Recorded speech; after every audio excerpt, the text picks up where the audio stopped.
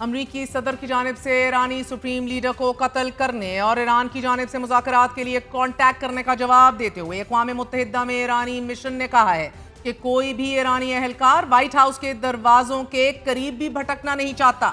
Trump کے جھوٹ سے بھی زیادہ گھناؤنی بات ایران کے رہبر اعلیٰ کو ہلاک کرنے کی دھمکی ہے۔ ان کا ملک دباؤ میں مذاکرات نہیں کرتا اور ہر دھمکی کا جواب دھمکی سے ہی دے گا۔ اسرائیل ایران جنگ سے متعلق ہر گزرتے لمحے نئی معلومات سامنے آ رہی ہیں۔ ناظرین، بہت سی خبریں ایسی بھی ہیں کہ جن کی فوری تردید بھی آ رہی ہے۔ پہلے عرب میڈیا کی جانب سے یہ خبر دی گئی کہ ایران سے 3 طیارے مسقط روانہ ہوئے ہیں، لیکن ابھی تک یہ معلوم نہیں ہوا کہ ان فلائٹس کا مقصد کیا تھا۔ پھر اس کے بعد یہ خبر بھی سامنے آئی کہ ان طیاروں میں ایران کی مذاکراتی ٹیم کے ممبران تھے کہ جو مسقط مذاکرات کی غرض سے جا رہے تھے، لیکن پھر کچھ لمحوں بعد ہی ایران کی جانب سے مذاکراتی ٹیم مقصد بھیجنے کی تردید کرتے ہوئے ایرانی وزیر خارجہ نے بتا دیا کہ ایران نے کوئی ٹیم مسقط نہیں بھیجی۔ ان دی مین ٹائم آج ہی صدر ٹرمپ نے ایران سے مکمل ہتھیار اور سرنڈر کرنے کے مطالبے کے بعد پہلی بار میڈیا سے بات کی ہے۔ تاہم یہ ابھی تک واضح نہیں کہ آیا امریکی صدر مذاکرات کرنا چاہتے ہیں یا پھر ایران پر بمباری کرنا چاہتے ہیں، جبکہ سپریم لیڈر آیت اللہ خامنئی کا یہ کہنا ہے کہ ایران مسلط کردہ جنگ یا امن قبول نہیں کرے گا، اور خبردار کیا ہے انہوں نے کہ اس کی سرزمین پر کسی بھی امریکی حملے کے سنگین ناقابل تلافی نتائج ہوں گے۔ اور اب سے کچھ دیر قبل ایران پر حملہ کرنے کے حوالے سے ملے جلے اشارے دیتے ہوئے صدر ٹرمپ نے کہا ہے کہ ہم کر بھی سکتے ہیں اور نہیں بھی، we may do it, we may not do it۔ بقول صدر ٹرمپ بات کرنے میں بہت دیر ہو چکی ہے، لیکن انہوں نے ساتھ یہ بھی کہہ ڈالا کہ ابھی دیر نہیں ہوئی۔ تاہم الجھن اور کنفیوزڈ سٹیٹمنٹس میڈیا ٹاک کے دوران صدر ٹرمپ نے یہ واضح کیا ہے کہ اگلا ہفتہ انتہائی اہم ہوگا۔ ایران کو اسکول کا بدماش قرار دیتے ہوئے، بیک یارڈ بلی قرار دیتے ہوئے ٹرمپ کا آج یہ کہنا تھا کہ اگلے ہفتے کے واقعات فیصلہ کن ثابت ہو سکتے ہیں، اور پھر انہوں نے مزید وضاحت دی کہ شاید ایک ہفتے سے بھی کم۔ سوال ابھی بھی یہی قائم ہے کہ یہ جو سفارتکاری ہے اس کی واحد ونڈو آف اپرچونٹی ہے کیا، یا یہ صرف وہ ٹائم ہے کہ جس میں امریکہ حملہ کرنے کی تیاری کر رہا ہے؟ And as of right now, unfortunately, nobody can answer that۔ کوئی نہیں جانتا۔ ٹرمپ نے یہ بھی کہا nothing's finished till it's finished، اور یہ کہتے ہوئے مکسڈ سگنلنگ کی۔ اور اس میڈیا ٹاک میں امریکی صدر ڈونلڈ ٹرمپ نے آج یہ کہا ہے کہ میں بہت افسردہ ہوں کیونکہ ایران بہت مشکل میں ہے اور وہ مذاکرات کرنا چاہتا ہے۔ میں ان سے کہہ چکا ہوں کہ جب میں نے آپ کو مذاکرات کا کہا تھا، آپ نے مذاکرات کیوں نہیں کیے؟ ایک سوال کے جواب میں ٹرمپ نے کہا کہ ایران نے میرے سے رابطہ کیا، مگر میں نے انہیں کہا کہ اب بہت دیر ہو چکی ہے، مجھے نہیں معلوم یہ کب تک جاری رہے گا اور میں ابھی کچھ نہیں کہہ سکتا۔ ناظرین، امریکی صدر نے روس یوکرین جنگ اور روسی صدر کی جانب سے ثالثی کی پیشکش پر تبصرہ کرتے ہوئے کہا کہ یوکرین پر حملہ بے وقوفانہ عمل تھا، ایڈیوٹک۔ میں نے پیوٹن سے کہا کہ میری آپ سے گزارش ہوگی کہ آپ اس سے دور رہیں، آپ پہلے یوکرین کے ساتھ ثالثی کریں۔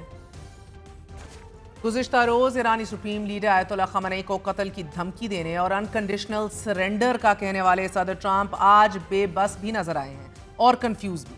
میڈیا سے گفتگو کرتے ہوئے ٹرمپ ایران پر حملوں کے حوالے سے بھی کوئی واضح بیان دینے میں ناکام رہے۔ یہاں یہ بات نہایت اہم ہے کہ G7 اجلاس ادھورا چھوڑ کر آنے والے ڈونلڈ ٹرمپ نے گزشتہ رات جس قومی سلامتی کمیٹی سے ملاقات کی ہے، مشاورت کی ہے، اس میں United States director for national intelligence Tulsi Gabbard موجود ہی نہیں تھی۔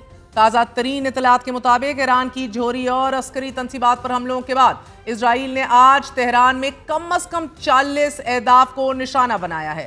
گزشتہ روز امریکی صدر ڈونلڈ ٹرمپ کی جانب سے ایرانی سپریم لیڈر کو قتل کرنے کی دھمکی کے بعد آج ایرانی سپریم لیڈر آیت اللہ خامنئی نے بھی اپنے پہلے خطاب میں کہا ہے کہ ایران کبھی بھی کسی بھی صورت میں سرنڈر نہیں کرے گا، اور اگر کسی کو بات کرنی ہے تو وہ ایران آئے، میں تو وہاں نہیں جا سکتا۔ سرکاری ٹیلی ویژن پر قوم سے خطاب میں آیت اللہ خامنئی کا یہ کہنا ہے کہ امن یا جنگ ایران پر مسلط نہیں کی جا سکتی۔ دانشمند لوگ جو ایرانی قوم اور اس کی تاریخ کو جانتے ہیں، وہ اس قوم سے دھمکی آمیز زبان میں کبھی بات نہیں کریں گے، کیونکہ ایرانی قوم ہتھیار نہیں ڈالے گی۔ آیت اللہ خامنئی نے یہ بھی کہا ہے کہ اسرائیل نے ایران پر حملہ کر کے سنگین غلطی کی ہے جس کی اسے سزا ملے گی۔ صدر ٹرمپ کے بیان اور ایرانی سپریم لیڈر آیت اللہ خامنئی کی تقریر کے بعد بی بی سی نے اپنے تجزیے میں لکھا ہے ناظرین کہ دونوں رہنماؤں کی تقریر کے بعد یہ امیدیں اب ختم ہو گئی ہیں کہ ایران امن کا راستہ تلاش کرے گا اور तज्जिये में ये मजीद कहा गया है कि ईरान शायद अब कमजोर हो गया है, लेकिन ईरान अब भी अमेरिका को नुकसान पहुंचाने की सलाहियत रखता है। अगर अमेरिका ईरान पर हमला करता है तो खित्ते में मौजूद मुतअद्दिद अमरीकी फौजी अड्डे तेहरान की हिट लिस्ट पर होंगे। बहरीन में मीना सलमान में अमरीकी बहरिया की 5th फ्लीट का हेडक्वार्टर है और ये मकाम इराक और कुवैत में मुतअद्दिद अमरीकी अड्डों के साथ ईरान के अहदाफ में शामिल हो सकता है। अमरीका और इजराइल जंग बंदी की बजाय ईरान को मुकम्मल तौर पर तबाह करने या फिर रजीम चेंज की प्लानिंग कर रहे हैं, तो दूसरी तरफ रूस और चीन ने अमरीका को ईरान के खिलाफ इजराइल की बराह रास्त फौजी इमदाद से बाज रहने का इंतबा जारी कर दिया है। रूस के नायब वजीर खारजा सर्गी रोयाबकोव का यह कहना है कि इजराइल को अमरीका की बराह रास्त फौजी मदद मशरिक़ वस्ता की सूरत हाल को शदीद अदम इस्तेहकाम का शिकार बना सकती है। इस वजह से रूस अमरीका को खबरदार करता है कि ऐसा करने से बाज रहे, क्योंकि रूस और ईरान मुसलसल राब्ते में हैं। जबकि ईरानी वजारत खारजा तर्जुमान का यह कहना है कि हमें यकीन है कि अमरीकी अड्डों की मेज़बानी करने वाले अरब ममालिक अपनी सरजमीन को अपने मुस्लिम पड़ोसी के खिलाफ इस्तेमाल करने की इजाज़त नहीं देंगे।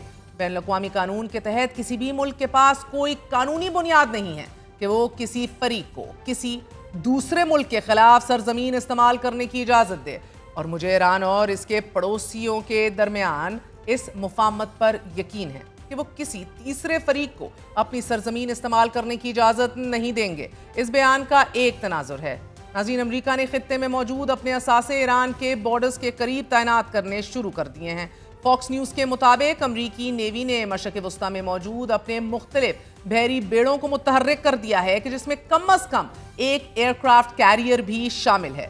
जबकि BBC ने यह रिपोर्ट किया है कि गुज़िश्ता 3 दिनों में कम अज़ कम 30 अमरीकी फौजी तैयारे अमरीका से यूरोप की तरफ उड़ान भर चुके हैं। इस नेवल और एयरफोर्स मूवमेंट के बाद खदशा जाहिर किया जा रहा है कि अमरीका ईरान के ज़ेरे ज़मीन जोहरी हथियारों और अंडरग्राउंड टनल्स को निशाना बनाने के लिए मदर ऑफ ऑल बॉम्ब्स यानी कि GBU-43B या फिर तकरीबन 14,000 किलोग्राम वजनी GBU-57 को इस्तेमाल कर सकता है। वॉशिंगटन पोस्ट ने आज ही इसी बम से मुतल्लिक अपने तज्जिये में लिखा है कि ईरान इजराइल का मुकाबला करते हुए सख्त मौक़िफ़ भी अपनाए हुए है। ऐसे में अमरीका भी अब इस तनाज़े में कूद चुका है और अमरीका का पूरा फोकस ये है कि ईरान की ज़ेरे ज़मीन न्यूक्लियर साइट्स को निशाना बनाया जाए कि जिन्हें कन्वेंशनल वेपन से निशाना नहीं बनाया जा सकता। और इस हदफ को हासिल करने के लिए 3,000 पाउंड यानी कि तकरीबन 14,000 किलोग्राम वजनी बंकर बस्टर बम ही कारामद साबित हो सकते हैं। अमरीकी एयरफोर्स के मुताबिक B-2 बॉम्बर से गिराया जाने वाला ये बम 200 फुट की गहराई तक हदफ को निशाना बना सकता है। वॉशिंगटन पोस्ट के मुताबिक अमरीका इन बमों की मदद से ईरानी शहर कुम के करीब वाक़े फरदौ न्यूक्लियर साइट जिसमें 60% तक यूरेनियम इनरिचमेंट की जा सकती है, इसको निशाना बना सकता है।